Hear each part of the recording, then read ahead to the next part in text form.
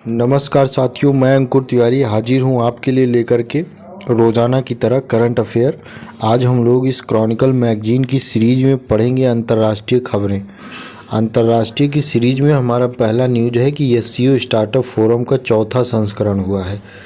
SCO startup forum का चौथा संस्करण हुआ है 19 मार्च 2024 को नई दिल्ली में। याद रखना, नई दिल्ली में शंघाई सहयोग संगठन स्टार्टअप फोरम के चौथे संस्करण का आयोजन किया गया है। शंघाई सहयोग संगठन वर्ष 2001 में शंघाई 5 के नाम से अस्तित्व में आया था। उस समय इसमें रूस, चाइना, कजाकिस्तान, किर्गिस्तान, तजाकिस्तान द्वारा वर्ष 1996 में इसका गठन किया गया था। वर्तमान में एससीओ में कितने 8 सदस्य हैं। कजाकिस्तान, चीन, किर्गिस्तान, रूस, तजाकिस्तान, उज्बेकिस्तान, भारत और पाकिस्तान। दोस्तों, भारत पाकिस्तान याद रहता है, चीन याद रहता है, रूस याद रहता है। बाकी इन तानों में जो है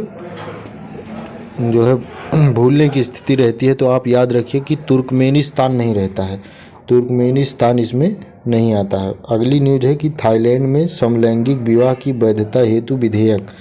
थाईलैंड में समलैंगिक जो विवाह है उसको वैध बनाने के लिए संसद ने एक प्रस्ताव को बहुमत से पारित कर दिया है। इसके कानून बनने पर थाईलैंड दक्षिण पूर्व एशिया का पहला तथा ताइवान और नेपाल के बाद समलैंगिक विवाह को मान्यता देने वाला एशिया का तीसरा है और दक्षिण पूर्व एशिया का पहला है। अगली न्यूज है भूटान को 10,000 करोड़ रुपए की वित्तीय सहायता।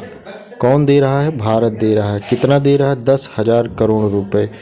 प्रधानमंत्री नरेंद्र मोदी ने 22 मार्च को भूटान की राजधानी थिम्पू में यह घोषणा की है। इस बीच प्रधानमंत्री नरेंद्र मोदी ने थिम्पू में भारत सरकार की सहायता से बने अत्याधुनिक अस्पताल, जिसका नाम क्या है, ग्याल्तसाएन जेटसन पेमा मातृ एवं शिशु अस्पताल इसका नाम है। इसका उद्घाटन प्रधानमंत्री नरेंद्र मोदी ने थिम्पू में किया है।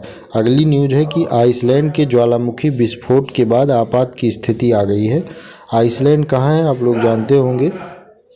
आइसलैंड के रेजेंस प्रायद्वीप में 16 मार्च को ज्वालामुखी विस्फोट के बाद दक्षिणी आइसलैंड में आपात की स्थिति की घोषणा कर दी गई है। ज्वालामुखी से निकला लावा तेजी से प्रिंडविक के उत्तरी इलाके में फैल रहा है। इससे पहले 8 फरवरी 2024 को भी यहाँ ज्वालामुखी विस्फोट हुआ था। ज्वालामुखी विस्फोट से 3 किलोमीटर दूरी पर दरार आ गई है। ठीक है दोस्तों, फिर आगे हम लोग इसमें देखते हैं कि यह विस्फोट इस प्रायद्वीप पर विस्फोट की चौथी घटना है। विस्फोट से भारी मात्रा में धुआं और लावा हवा में फैल गया है। इसे देखते हुए यहाँ पे जो है पर्यटन स्थलों को खाली करा दिया गया है। यह आइसलैंड जो है उत्तर अटलांटिक में स्थित है। अब दोस्तों अगली न्यूज है कि मोहम्मद मुस्तफ़ा, ये कौन है, फ़िलिस्तीन के प्रधानमंत्री बनाए गए हैं। कौन? मोहम्मद मुस्तफ़ा। फ़िलिस्तीन और इजराइल इस समय चर्चा में है। तो दोस्तों ये एग्ज़ाम में पूछा जा सकता है, इसलिए इनका नाम याद रखना ज़रूरी है। 14 मार्च को मोहम्मद मुस्तफ़ा फ़िलिस्तीन के नए प्रधानमंत्री बनाए गए हैं और इन्हें नियुक्त कौन किया है? राष्ट्रपति महमूद अब्बास। राष्ट्रपति महमूद अब्बास ने इन्हें नियुक्त किया है। यह नियुक्ति पूर्व प्रधानमंत्री मोहम्मद सतायेत समेत पूरी मतलब ये जो है मोहम्मद सतायेत इससे पहले यहाँ के प्रधानमंत्री थे, उन्होंने इस्तीफ़ा दे दिया अपने पूरे मंत्रिमंडल के साथ, जिसके बाद जो है इन्हें प्रधानमंत्री बनने का मौका मिला है। फ़िलिस्तीन में 2 बड़ी पार्टियां हैं, जिनमें एक का नाम हमास है, दूसरा का नाम फतह है। तो हमास जो है गाज़ा पट्टी में शासन करता है। गाज़ा पट्टी, अब आप लोग जानते होंगे गाज़ा पट्टी निचला वाला हिस्सा है और बैंक जो है वेस्ट बैंक ये ऊपर वाला हिस्सा है। आप लोग फ़िलिस्तीन का मैप लेकर के देख लीजिएगा। फतह की अगुवाई वाली फ़िलिस्तीन अथॉरिटी का वेस्ट बैंक और यरूशलेम में शासन है, जिसे अंतर्राष्ट्रीय समर्थन प्राप्त है। अगली न्यूज है कि राष्ट्रपति मुर्मू ने मॉरिशस का दौरा किया है। राष्ट्रपति द्रौपदी मुर्मू ने 11 से 13 मार्च तक मॉरिशस की अपनी पहली 3 दिवसीय राजकीय यात्रा पर थी। अब आपको एक बात याद रखनी है कि मॉरिशस के प्रधानमंत्री का नाम क्या है, तो प्रविंद कुमार जगन्नाथ इनका नाम है। इनके साथ इन्होंने 14 परियोजनाओं का उद्घाटन किया है और इस समय जो है इनका राष्ट्रीय दिवस था, उसमें बतौर मुख्य अतिथि के रूप में द्रौपदी मुर्मू जी आमंत्रित की गई थी। अगली न्यूज है आसिफ अली जरदारी। इनका नाम आप लोग सुने होंगे। पाकिस्तान के 14वें राष्ट्रपति बनाए गए हैं। 10 मार्च को 14वें राष्ट्रपति के रूप में इन्होंने शपथ लिया है और दूसरी बार ये इस पद के लिए चुने गए हैं। और इनको शपथ किसने दिलाई है? तो न्यायाधीश काजी फैज ईसा ने।